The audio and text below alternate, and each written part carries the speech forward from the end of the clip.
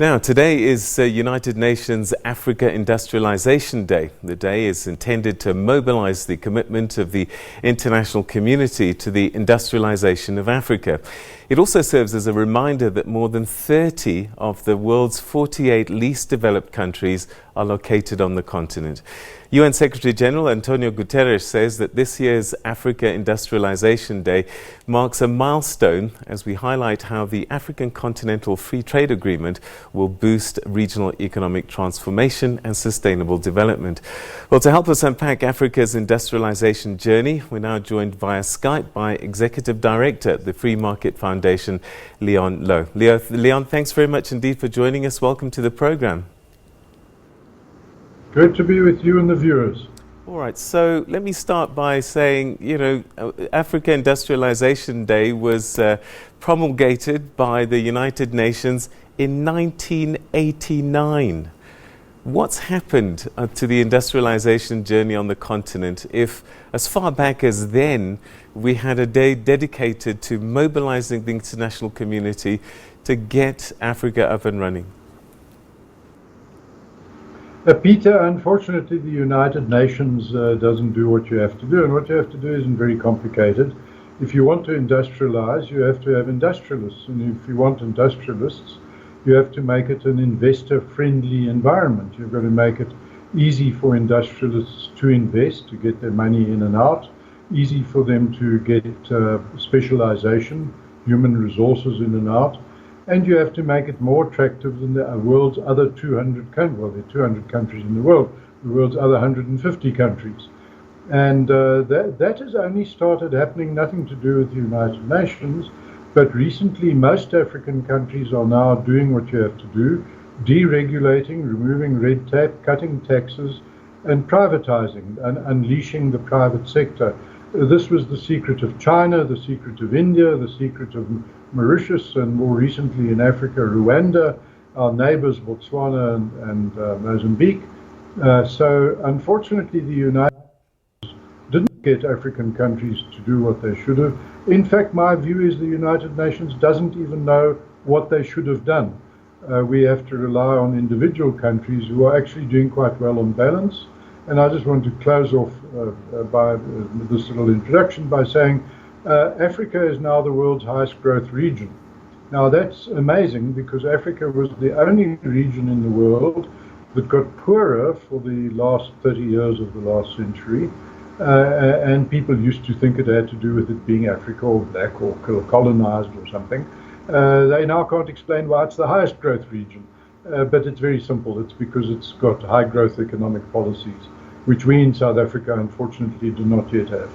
All right, so that means that we've turned the corner, as it were, and we're starting to do the right things. And I suppose this Continental Free Trade Agreement, it's come late, I guess, in the day, but better late than never. Yes, Peter, absolutely. Remember the African Union, which is behind the Continental Free Trade Agreement, was formed at about the same time as the Economic Union, or the European Union as it's now known. And they got ahead and formed, a complete federation with no economic borders, complete free trade. That's, of course, what Brexit is all about, is whether Britain should do that arrangement. Africa, in the meantime, did nothing. All we had was words, lots of talk. And finally, we now have a very tentative move towards catching up with the European Union, as I say, we're the same age, by having the Continental Free Trade Agreement. It is slow to implement. It unfortunately isn't just implemented and hasn't just happened. It should. Our President Ramaphosa has been saying, the right things about implementing it, but it should be implemented very quickly. Unfortunately, it's slow. There are more borders within Africa than between Africa and the rest of the world. In other words, it is more difficult for one African country to trade with another than it is for one African country to trade with, say, Australia or Brazil or India or China. All right, so again, it seems as if we've been scoring own goals, but slowly but surely we're starting to unravel that. So my other concern might be, we talk about industrialization, we talk about growth, but we still involved in resources and primary products. I guess for true industrialization to take place, we really need to move up the value chain. Yes, I think we need to be a bit careful about this. Yes, the answer is yes, but not necessarily with our own resources. We have this sort of buzzword beneficiation. The countries that prosper don't worry about where the resources come from. You just get them and develop them.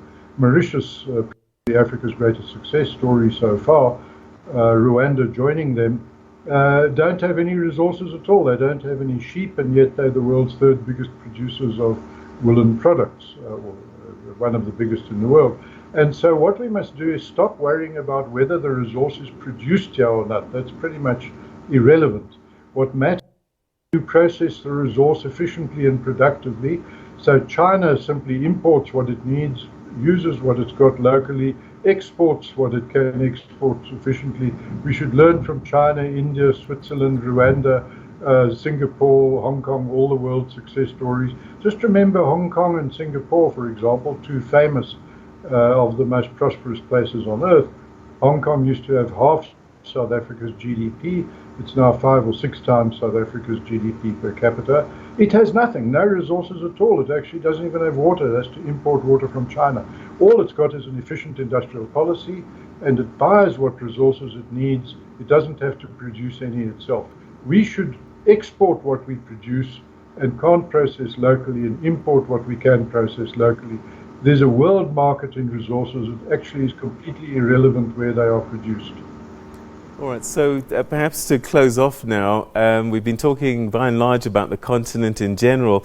What about South Africa? How do we get to the industrialized levels that we need to? We already have a diversified economy, but how do we up the game to a degree that we are growing at a significant rate and seeing new areas of production and manufacture coming to the fore? Thanks, Peter. That is, of course, the big question. We keep the best for last. We have from the Treasury a set of proposals which have not been, unfortunately, well received. They have hit the nail on the head. You want to remove all the red tape and the barriers to operations of especially small business. You want to free up the economy, create genuine free zones in South Africa, which are what would be called offshore. And you want to basically copy what works. We in South Africa need to, unfortunately they've got this new panel of advisors. We don't need a panel of advisors. They will just waste time. You simply look around the world. It's what I call research by looking which countries are the winners, which countries do we want to emulate, who are the losers. We must stop doing what losers do and start doing what winners do.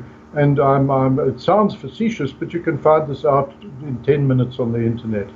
For example, if anyone wants to know the China story, you look up a YouTube documentary called New Money, the greatest accomplishment ever in the world, which is the growth of the Chinese economy. We in South Africa need to do that. Our president, our treasury, various other people have been saying the right things, but so far have not shown any willingness to do what is the proven formula. And the proven formula is available in one book, freely downloadable off the internet, called the Economic Freedom of the World Index. You can 2 or so criteria. If you just get a high score on all of them, you will become the world's most prosperous country. You can go from very low on the list, like Rwanda, to and you will go from being poor to rich. It's really that simple. It's not complicated. It's not rocket science, and you don't need boards of advisors. You actually just need an intelligent person to look around the world at what is done in countries that succeed, start doing what they do, and stop doing what countries that fail do. It's that simple. Leon, Louw, pleasure talking to you. Thanks so much indeed for joining us. That was the Executive Director of the Free Market Foundation saying that the things that need to be done are quite simple. We just need to do them. This as we reflect on Africa Industrialisation Day that was given to the world by the United Nations as far back as 1989.